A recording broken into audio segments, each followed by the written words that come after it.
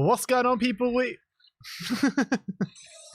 Let's take that again. What's going on, people? We are Tottenham TV, back here for another match preview stream as Spurs go to Selhurst Park to face Crystal Palace in a game which could see Spurs go 5 points top of the league, albeit it could be only for a number of hours because we are the first team to kick off. I think stay top.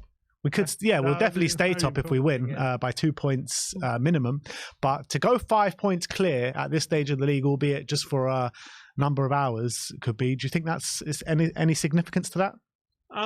Probably not. Well, I don't think, we saw Arsenal last season. How many points clear they were in April? 8 points clear in April? I think it was the end of March, like about March, 8 points. Yeah, I think it was 5 at the maximum, or 6. It was more. I think it was 8. Was it 8? Yeah, it was at least 8. But Man City had like 2 games in hand or something at that time, right?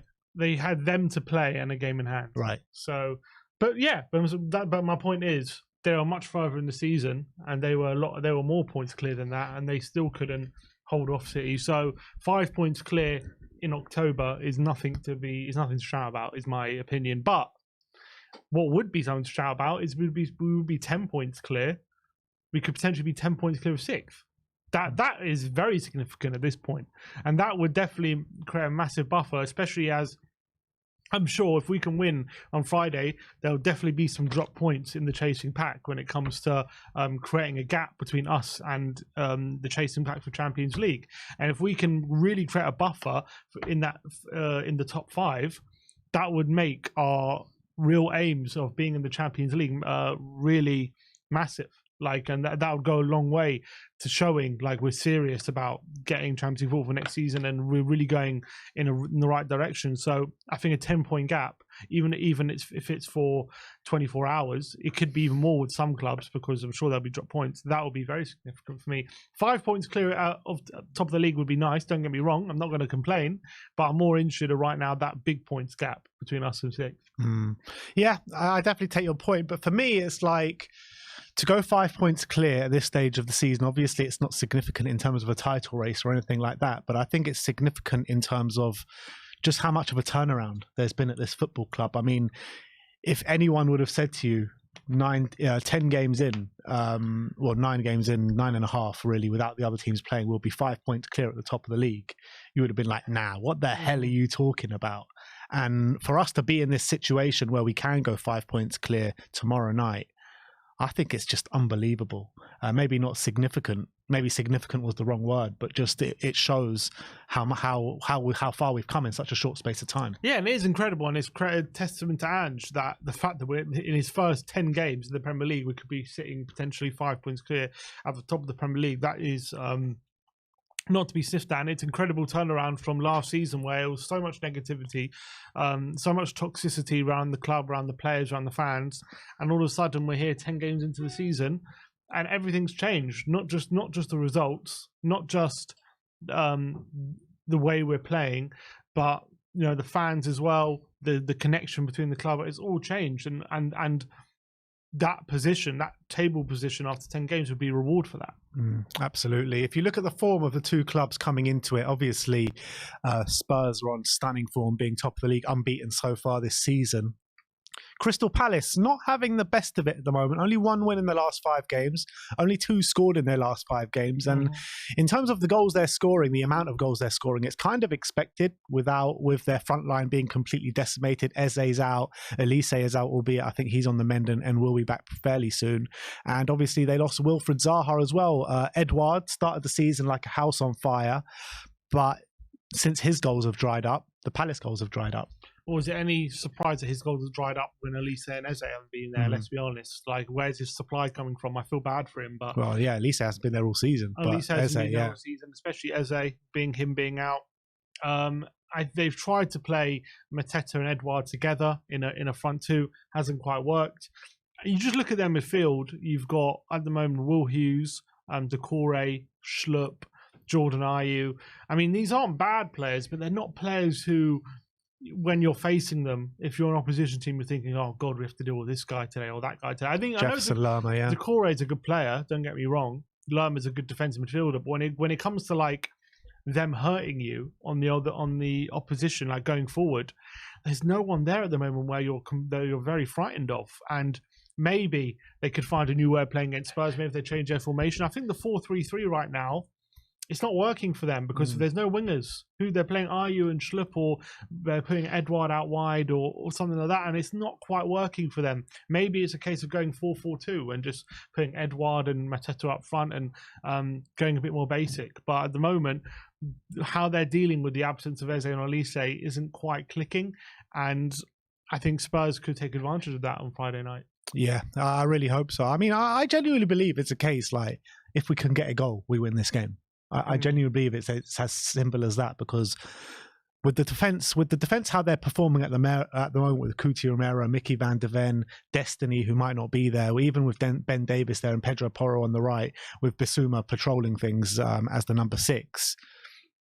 I really think we should be keeping a clean sheet tomorrow night. Yeah, of course, but you got to remember, obviously, Selhurst Park, not an easy place to go. They've only lost one game there this season so far, albeit 9 games in, not a big sample size, but they've only lost 1-0 to Arsenal. The other games at the moment at home, they've actually not won. They've also, I think, only won one game, and I think the other games have been draws. So I'm not saying they've been brilliant at home, but they're not been easy to play against away from home. Arsenal only scraped a win against them 1-0. So it's definitely not an easy place to go. They won at Old Trafford not so long ago, although Eze was playing in that game. So Eze has been playing in pretty much all the games where they've got positive results. Yeah, of course he is, because he's their best player. Without him, their talisman, that's a massive drop-off. Like, they're very, very reliant on him. They're probably most reliant on him.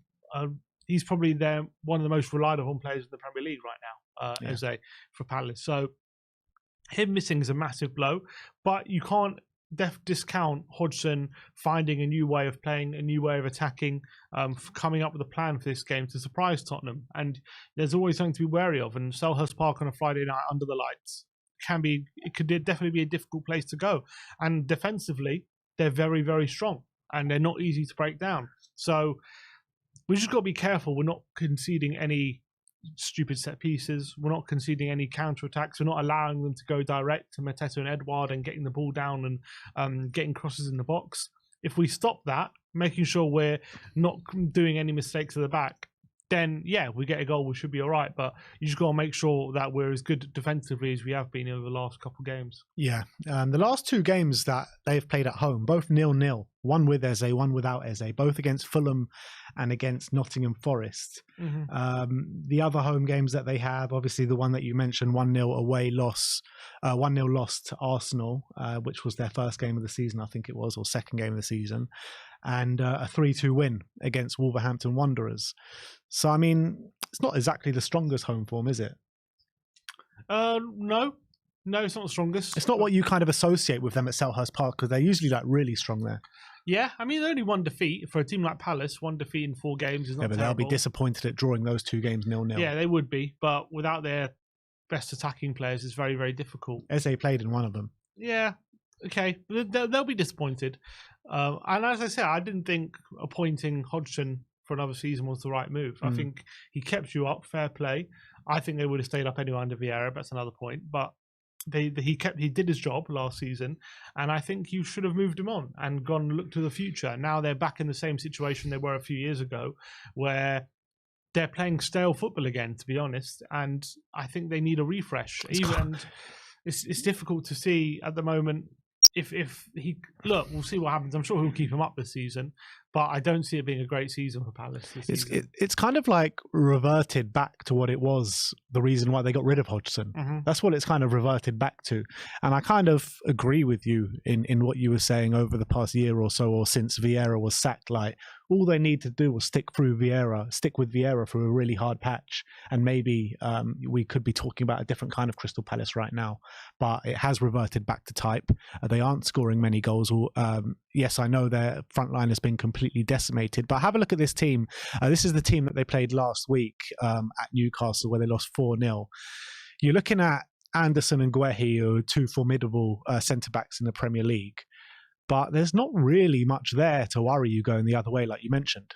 Yeah, Edouard has been in good goal scoring form. Look, to be fair, Edouard and Mateta can be dangerous on their day. They're big physical strikers. They're good at hold up play. You can go direct to them. They can win physical battles and especially when it comes to Edouard, decent finishers as well. So you can't completely discount them. Ayew is a dangerous dribbler, but when it comes to real quality in the final third, if your defense is set and they're trying to break you down, am I looking at any of those players thinking I'm really worried that they're going to find a moment of quality to hurt us? Not really. Only if we're really disjointed, or if we're kind of the only thing I would say is if we're if defense isn't on point, like it has been on point against Luton, against Fulham, 2 clean sheets in a row, and defensively we're very, very strong in those 4 games. clean sheets this season. 4 clean sheets this season.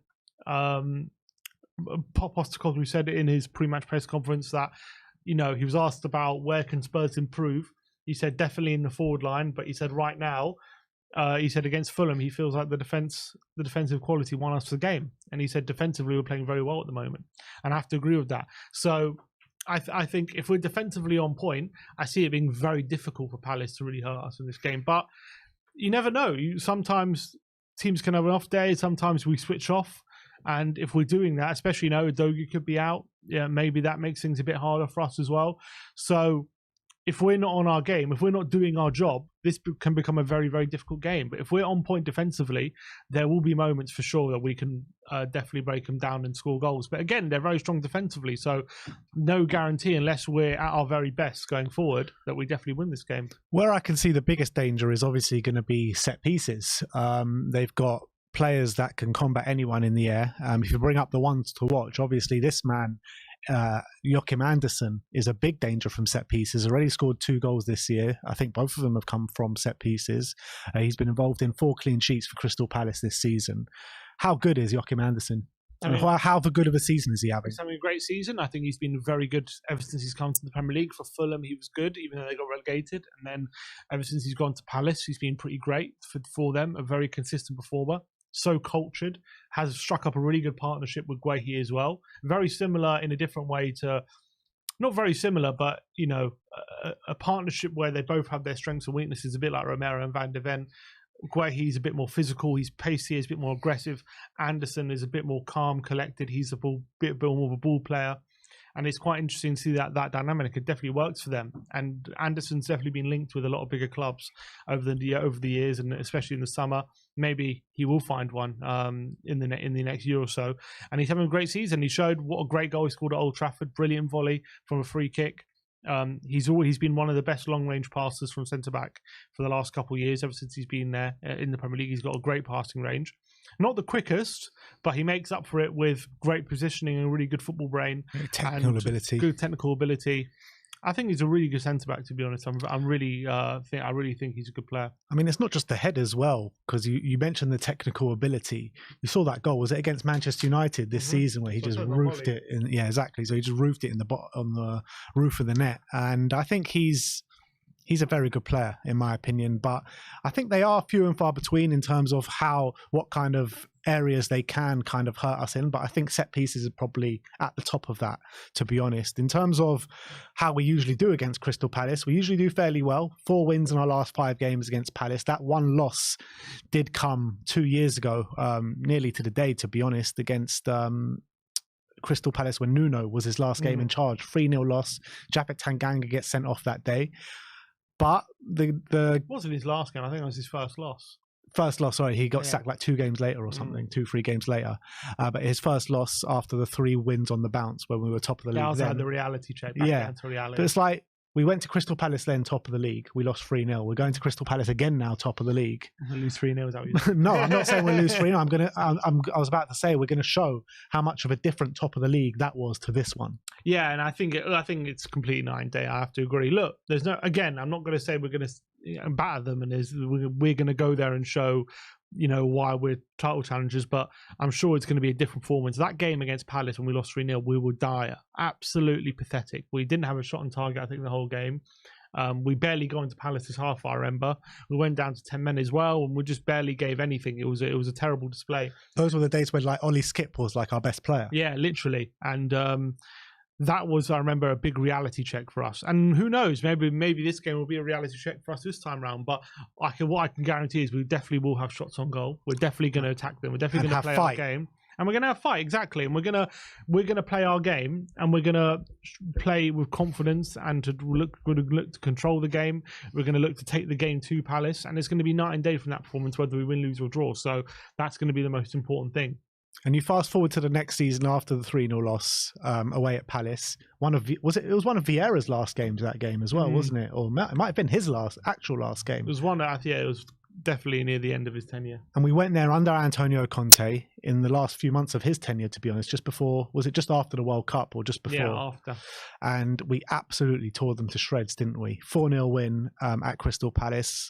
That was Brian Hill's last performance, last game in a Spurs shirt.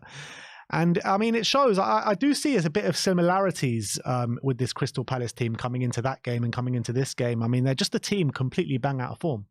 They're bang out of form, but for good reason. You just look at their team and there's a big lack of quality. And when you're coming in, the Premier League is unforgiving. And when you don't have your star men, it's going to be, and even if you do, and even if they do have Eze, it's just Eze. You know what I mean?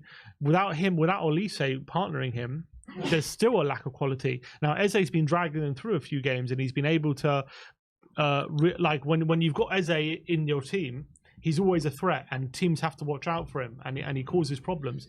But I don't think they've scored since he's come out of the team. I think even in their last 4 games, last 5 games, they've got 2 goals. They are really struggling, and Hodgson is known to be quite a pragmatic manager, and they tried to get away from that when they sacked him. When he left a couple of years ago, but they're kind of blinded by their pursuit of just safety, and they ended up coming back to him. So you reap what you sow. And I think at the moment, this is not to blame Hodgson or say he's rubbish or anything like that. I think he's been a great manager over the years in the Premier League, one of the best Premier League managers, for that kind of level of club. He's done brilliantly before for the likes of Fulham, West Brom, and now Palace. He's done a great job at all these clubs. But in 2023, Hodgson is 76 years of age. I just don't think, if you're a Palace fan and you've got exciting young players like Olise and Eze there, that Hodgson is the manager you want right now. Especially when he's already been in your club for such a long period of time. And it was never like a project where Hodgson was getting better and it was like building something. Hodgson's remit every year was like, we have to survive. We're surviving. And if you got mid-table, that's a great season. And if you just about survive, that was the aim. And now you're back to that. And so if you go through periods where you're not scoring lots of goals because you're always thinking of the defensive side of the game, then that's what you have to live through.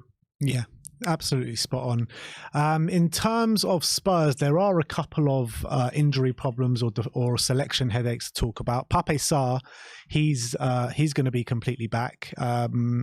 Ange Postecoglou said he had a bit of illness on the weekend or Monday night for the Fulham game. And that's why he came off, but he's been training and he's fine. But the doubt is Destiny Udogie at left back. Ange says he's going to have to assess him tomorrow to see how he goes. But how much of a problem is it if Ben Davies does come in?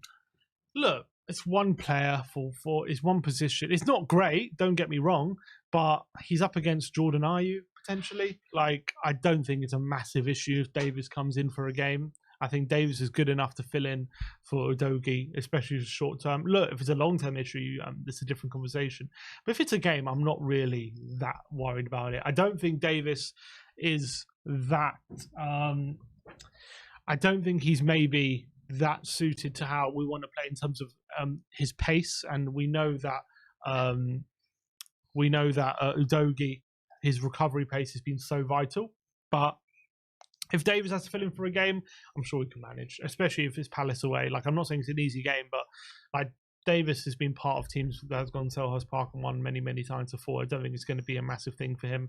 So it's not something to particularly worry about too much. Yeah, I agree, to be honest. I think you do lose a lot with Destiny out of the team. But if it is only one game, I'm not too worried about it, especially with big games coming around the corner, Chelsea up next. So in terms of another selection headache, which we'll delve deeper into in the predicted lineup, but the left wing situation with Richarlison and Brennan Johnson, potentially even Brian Hill, although I don't really see him getting a start.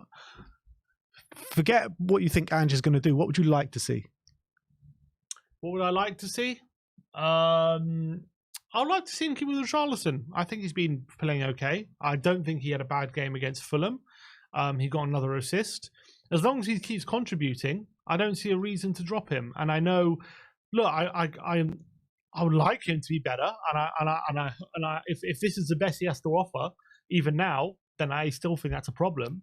But he is contributing. He's getting assists. He's getting goal scoring positions. For me, I'll keep with him. And if he's not playing well, you take him off and then think about next game about dropping him. But I think right now, to start the game, I would start him. I would start Richarlison. I think he's been good enough to keep his place, in my opinion. And he's getting more involved in the attacks. He's getting in more positions. Hopefully, one of these chances he's going to take, and then all of a sudden that can maybe he can start hitting a rich vein of form. So I think he's contributing enough for me to keep his place just for now. Do you think that maybe these big misses, and I know they're big misses, and it seems to be coming way too often for Richarlison, but are these misses kind of overclouding what else he's doing in the game? Are these misses overshadowing? I would say no, because they are significant and they do, and that you can't divorce that from the performance. So I would say him continually missing big chances, even if he is contributing in the rest of the game, still is still is significant.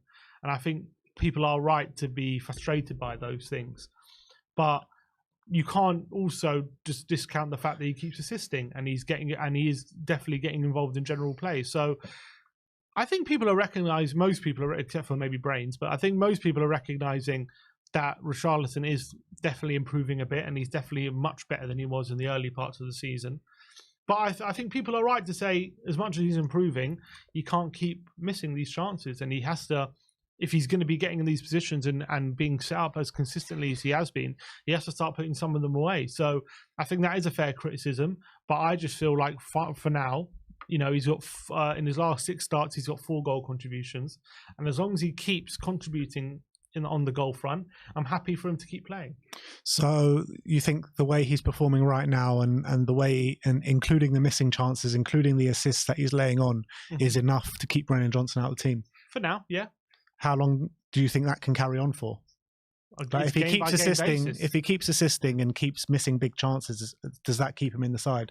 If he assists every game, I'm happy to keep him in, 100%. Unless results, obviously, unless results start to fall away and he's really missing big chances that cost us points, then you have to revisit it. But right now, he's doing a good job off the ball. He's working really hard. Defensively, he's not been a liability. I think he's doing a really good job off the ball. You saw how aggressive he was against Fulham. He's getting assists. He's getting involved in general play. I want him to start putting some of these chances by 100%. And we know Richarlison can score goals at this level, so I've got no doubt that if he keeps getting these chances, he is going to start putting them away at some point. But right now, if he keeps assisting and he keeps playing the way he is playing, I wouldn't say if he keeps I want him to be better, but if he keeps assisting and contributing, I'm happy to stay in the team. Yeah. But yeah, look, we have to take it game by game. If he has a stinker on Friday and Brennan Johnson comes on and I'm not saying he has to score or assist, but if he comes on, looks dangerous and he's looking good, I'm happy for him to start against Chelsea. Like, it's not a thing where just because Richarlison has a shot now, it can't change within a game. Yeah. No, absolutely true. I kind of get the feeling like if he does carry on the way he's going, like if he keeps improving, then fine. I'm happy with him to start. But if it's like carbon copy performances where in the first half I thought he was really good, but then second half I felt like he kind of diminished out that game against Fulham on Monday night. And it is frustrating to see him missing all these easy chances against Luton, against Fulham. But I do like the way he's impacting games at times. It's not like a consistent thing throughout the whole game. Like in the first half, he was very good. Second half, he was poor. I would like to see Brennan Johnson get his chance because he came into the team before his injury. He looked good. And then he got that injury, obviously, in the second half against Arsenal. And we haven't seen him since. So I would like to maybe bring Brennan Johnson back into the team.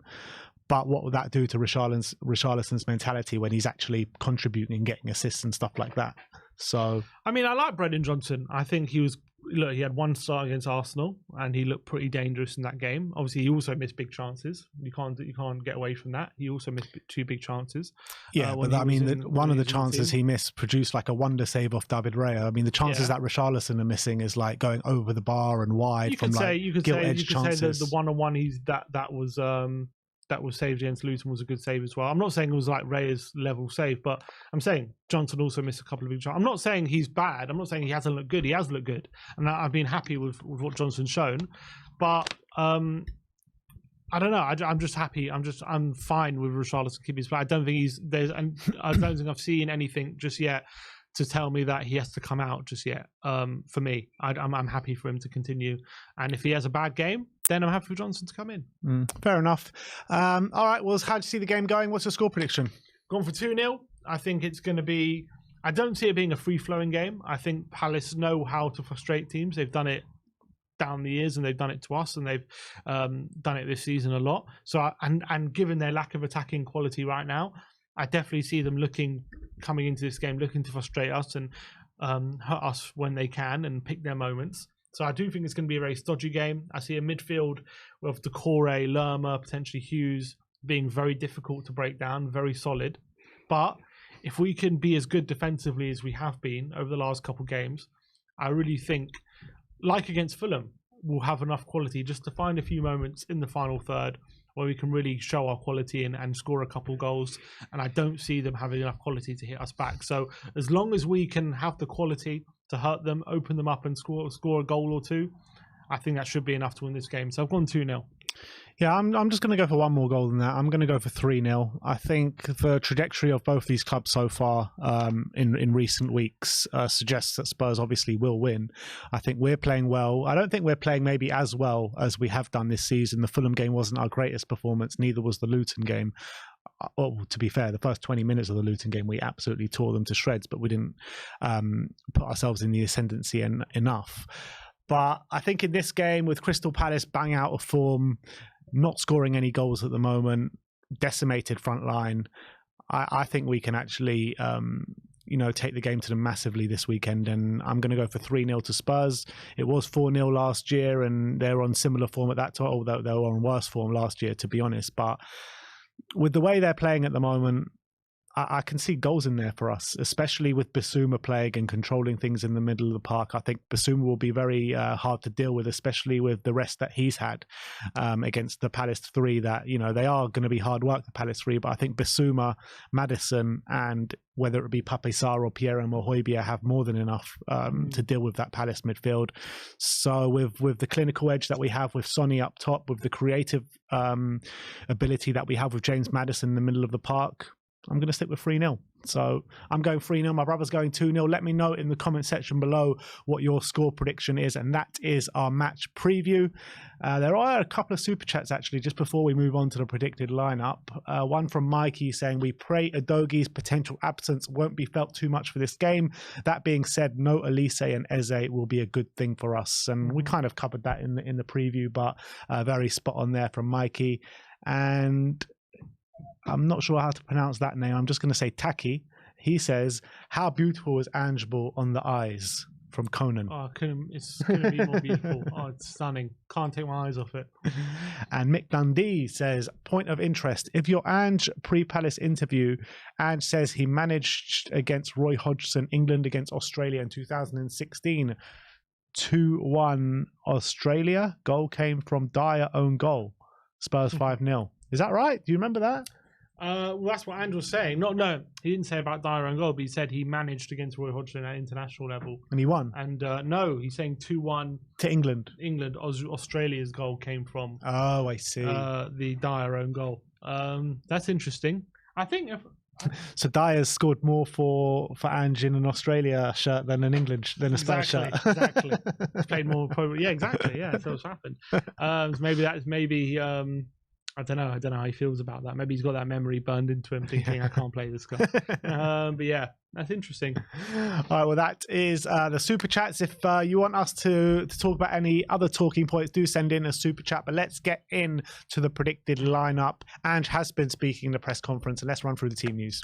Yeah, so good. Well, mixed news at the moment. Sarr obviously went off against Fulham on Monday night, but he said he should be back and available for this game after he came in. And he's absolutely fine. He said he went off with a bit of an injury and he had a bit of an illness as well, but he's absolutely fine for Friday night. He should be available.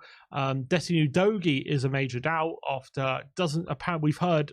It wasn't confirmed by Andrew. We've heard he hasn't trained this week, and Andrew said he has to be assessed going into the game on Friday, and he'll have a final chance tomorrow to prove his fitness, and we'll have to wait and see. Long-term absentees. He actually spoke a bit about Ryan Testagnoni. He said he's still a long-term absentee. We're not going to see him anytime soon. Obviously, Manuel Solomon and Perisic won't be seen anytime soon. But Bentancur was an injury one because I don't think he mentioned him in his team news, but seeing more and more of him train with the first team in the training pictures. He's looking sharper and sharper as well. What a strike he had on him. Yeah, brilliant goal he scored in training. If you see the video as well. Really great to see him back in training with the team. So who knows? Maybe he'll be on the bench. We don't know for sure. He didn't. We're going to assume he's still going to remain out. He said he remained out on Monday night. Hasn't mentioned him when it comes to team news here. But look, I think it seems to be a matter of time before he starts getting involved in matchday squads. Yeah, and I cannot wait. Can you wait till that trifecta? Oh. You know when Ndombele and Lo Celso first came in, we were going on about the trifecta, This is the real trifecta. Yeah. Bentancur, Bissouma, and Maddison. It's going to be unbelievable. Once Bentancur is back to his best and fully acclimatized with that team, I mean, it's going to take some stopping. I mean, Bentancur last season took some stopping just by himself, like without any help, and now he's got Maddison and Bissouma. Like, how is anyone going to get the ball off them? I don't know. We'll have to wait and see. It's going to be a joy to behold, but that's not just yet. We're going to have to wait for that one. But let's get into the predicted lineup. We're going for a 4-3-3 formation as per usual, and obviously in goal is going to be Guillermo. I still can't pronounce it. Guillermo Vicario, who's been on unbelievable form this season. Let's hope we don't need to force a couple of amazing saves out of him this or tomorrow night. Yeah, I'm sure he's going to have some moments because Palace being at home, they're going to have some chances. I'm sure Vicario is going to have to be at his sharpest just to make sure that we're not conceding any silly goals, or from set pieces as well. He's going to have to be commanding. He was talking about Vicario in his pre-match press conference, saying how, he was asked about was he worried about Vicario coming over from Italy and adjusting to England and stuff. He said he doesn't. He was saying, when I looked at Vicario, I didn't see him as a Italian goalkeeper coming from Italy. I saw him as a human being and as a goalkeeper who I assessed him on his own qualities, and I saw him as a guy who's going to fit right in this club and in this group, and that's why we went for him. And it's great to hear, and he's been absolutely fantastic. His role he played on Monday night against Fulham, crucial moments, he stepped up for the team when we needed him most, and hopefully he does the same on Friday night. Yeah, and all season he's been really confident in coming for crosses, coming for those set pieces, for those corners, and I think that's going to be a real big tool in his armory for this game, isn't it? 100%. On the right hand side of the defence, obviously going to be Pedro Porro, who's also had a really good season. Only got one assist, which was surprising to me this season with that brilliant one against Burnley. I'd like to see him add more to that because we know he's got it well in his locker. I would say he's had one assist, but his passing's been phenomenal. 100%. Like his passing and general play, like almost pre-assists have really helped open up the game, and especially when he's passing from deep. And I think, especially in this game, it could be very vital when it comes to opening up a stubborn Palace defence. You need that quality from deep sometimes. We know Porro can provide it, so hopefully he can be at his attacking best in this game.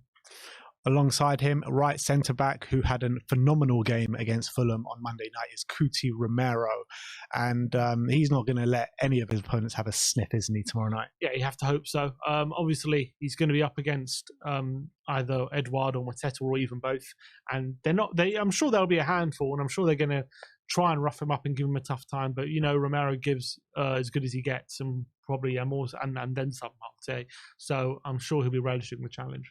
Alongside Romero is obviously going to be Mickey van der Ven, who again has been in sensational form, stepped in like we can only have dreamed, to be honest. Yeah, and he's been fantastic. Another great game against Fulham on Monday night.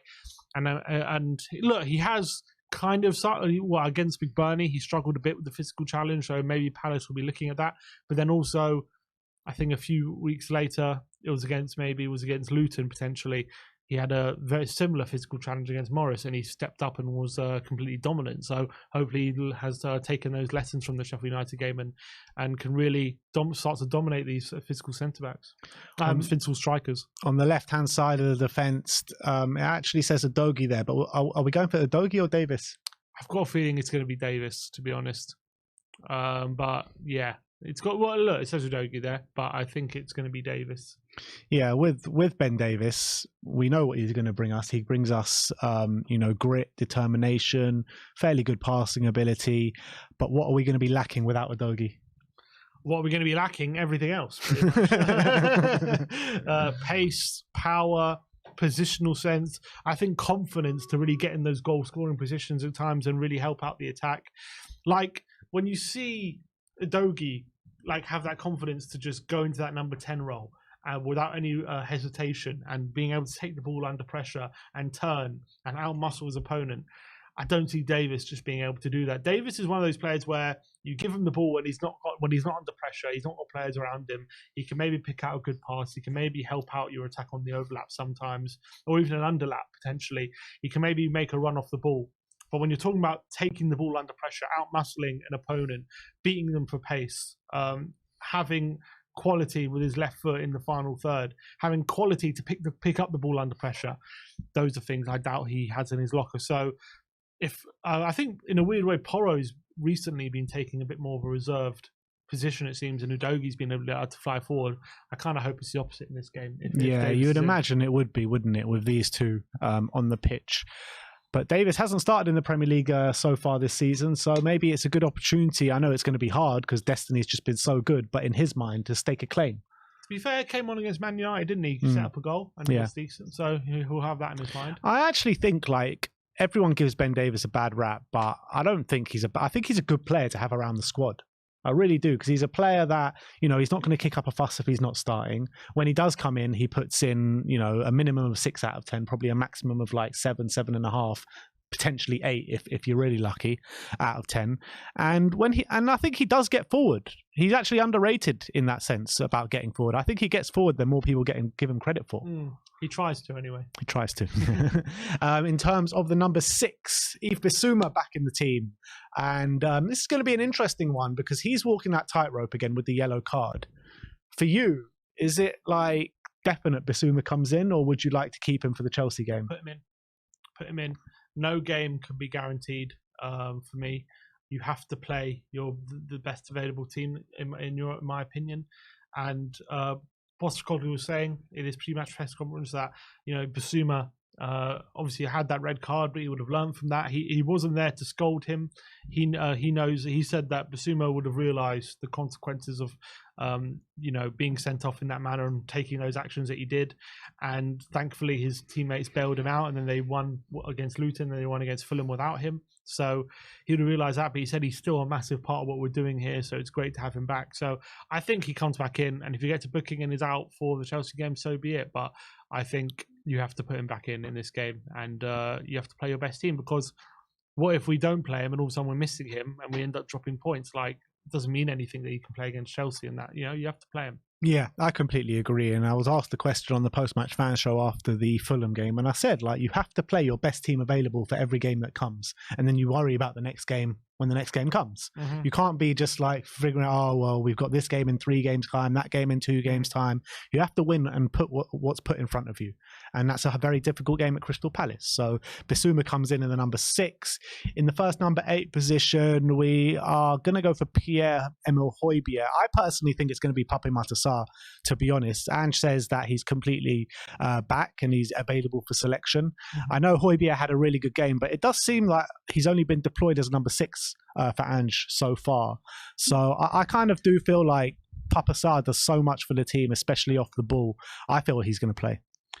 The reason why I reckon Højbjerg is going to play is because Sarr, he did say he's fine, but he did say he had a few problems in midweek. He was a bit ill and all that kind of stuff. So if he's not 100%, and with the fact that Højbjerg has actually been playing really well off the bench before Monday night, and then had a great game on Monday night as well, And the fact that when he has come off the bench, he has played with Basuma as well. They have played together when he's been a substitute.